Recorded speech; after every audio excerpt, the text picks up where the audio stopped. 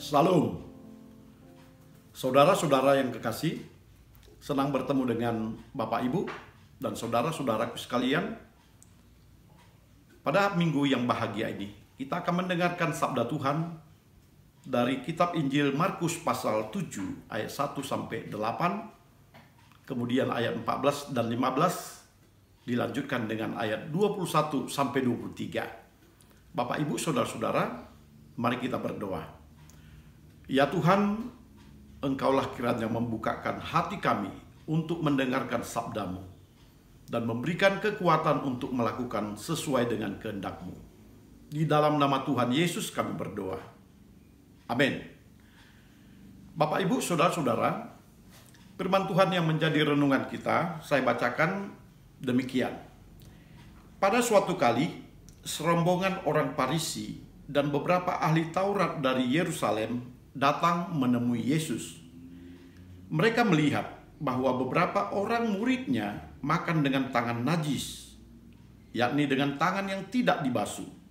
Sebab orang-orang Farisi seperti orang-orang Yahudi lainnya tidak makan kalau tidak melakukan pembasuhan tangan lebih dulu, karena mereka berpegang pada adat istiadat nenek moyang mereka.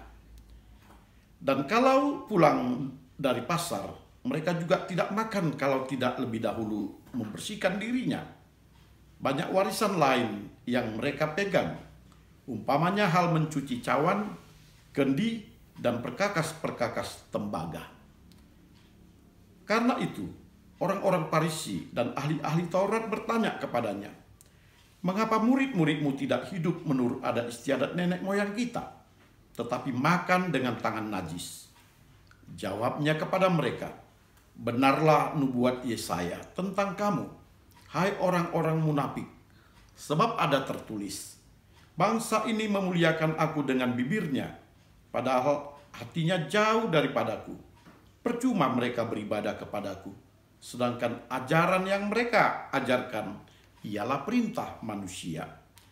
Perintah Allah kamu abaikan untuk berpegang pada adat istiadat manusia." Lalu Yesus memanggil orang banyak dan berkata kepada mereka, "Kamu semua, dengarlah kepadaku dan camkanlah. Apapun dari luar yang masuk ke dalam seseorang tidak dapat menajiskannya, tetapi apa yang keluar dari seseorang itulah yang menajiskannya." Kita membacakan ayat 21.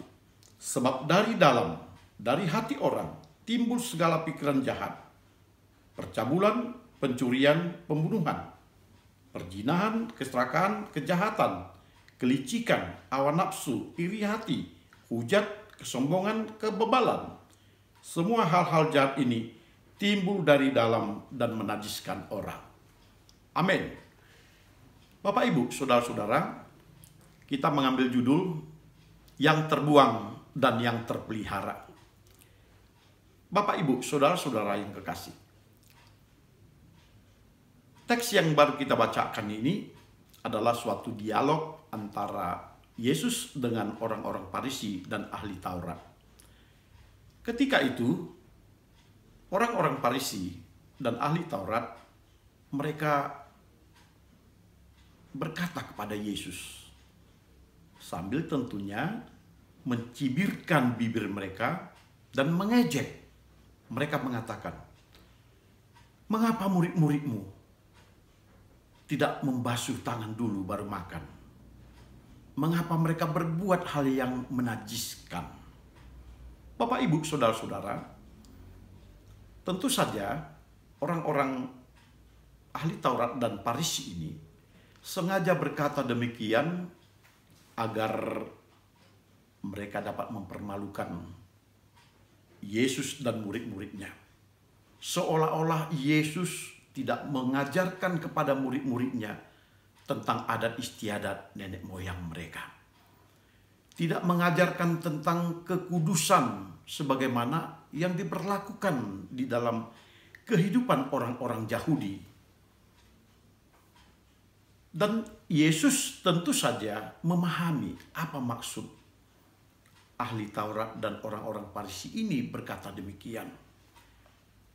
Dia katakan kepada mereka, bahwa orang Farisi dan ahli Taurat, mereka hanya mengajarkan apa yang berdasarkan perintah manusia, tetapi tidak mengajarkan apa yang dikatakan oleh Allah. Dalam hal ini, Yesus mau berkata bahwa kalian hanya berbicara soal masalah apa yang kelihatan, tetapi tidak berbicara mengenai apa yang ada di dalam hatimu. Kalian melihat murid-murid tidak membasuh tangan untuk memakan makanan, tetapi kalian tidak melihat betapa murid-murid melakukan itu. Mereka telah mengucapkan syukur kepada Tuhan terlebih dahulu atas pemberian makanan. Apa yang kelihatan langsung kalian protes.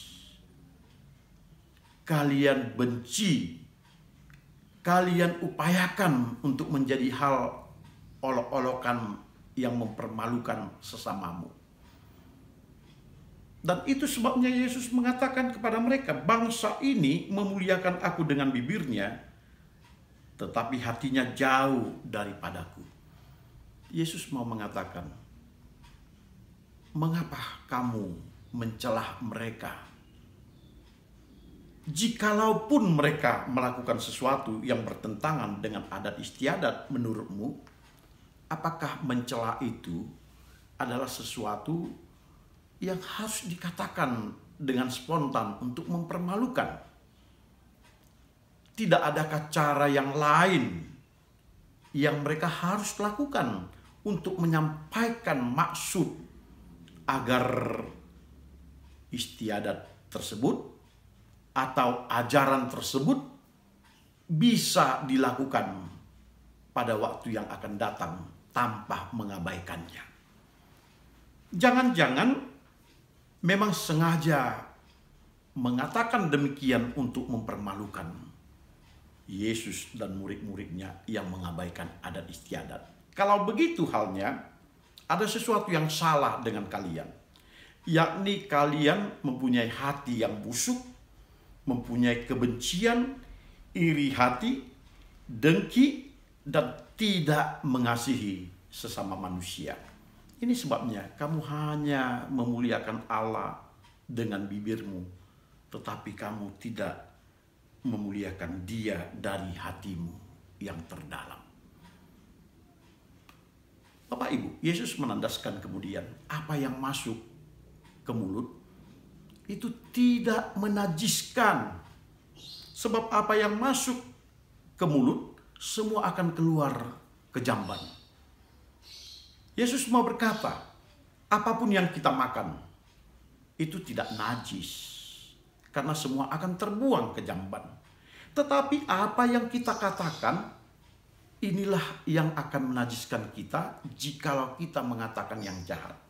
Sebab apa yang kita katakan akan tersimpan di dalam pikiran setiap orang, akan terpelihara di dalam hati setiap orang, sehingga ketika kita mengatakan yang jahat, maka apa yang kita katakan itu akan tersimpan dalam pikiran dan hati orang. Orang akan dapat terluka ketika kita mengatakan hal-hal yang jahat, sama seperti Farisi dan ahli-ahli Taurat. Mereka berkata, menyindir murid-murid ini, seolah-olah murid ini telah melakukan kesalahan yang besar dengan makan tanpa mencuci tangan. Apa yang mereka katakan adalah yang menyakitkan hati, yang akan tersimpan dalam pikiran, dan tidak akan pernah dilupakan betapa perkataan itu meremehkan, menghina, berupaya untuk menghinakan orang tersebut di depan orang banyak. Bukankah itu akan menjadi beban bagi murid-muridnya? Dan bukankah murid-muridnya merasa diolok-olok ketika itu? Di mana sikap seorang ahli Taurat yang mempelajari tentang Taurat? Di mana sikap seorang Farisi yang berupaya menjadi lebih suci dan beranggapan lebih kudus dari orang-orang lain? Jikalau hal yang demikian, mereka harus melakukannya dengan perkataan yang tidak senonoh, yang mengucapkannya tanpa melihat bagaimana orang tersebut dipermalukan.